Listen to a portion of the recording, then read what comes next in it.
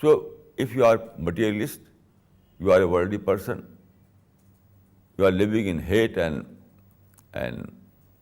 intolerance, you cannot avail this opportunity. You cannot turn your minus into a plus. It requires complete positivity. It requires love towards humanity. Love means, what is love? Love means you are free of all kind of negative thought. When Jesus Christ said, love your enemy, it means that live without negativity. Live without hate. Live without complaint. Live without protest. This is love your enemy.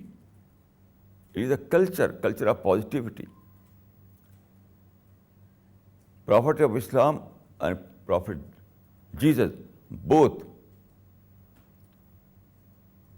tell us this secret of life, that if you are able to live in positivity, then you are able to turn your minus into a plus. Otherwise, no. This is the secret of life. And only a spiritual person can avail this opportunity. This is the formula of super achievement. What is spirituality? Spirituality gives you formula of super achievement. Here is the formula of super achievement. All those formulas false. I think that only spirituality gives you the formula of super achievement. If you follow this formula, you will become super achiever. Because it is spirituality that enables you. It is spirituality that enables you to turn your minus into a plus. And this is the highest form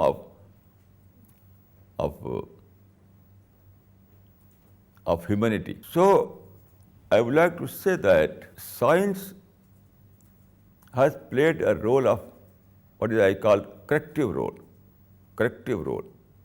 in this regard.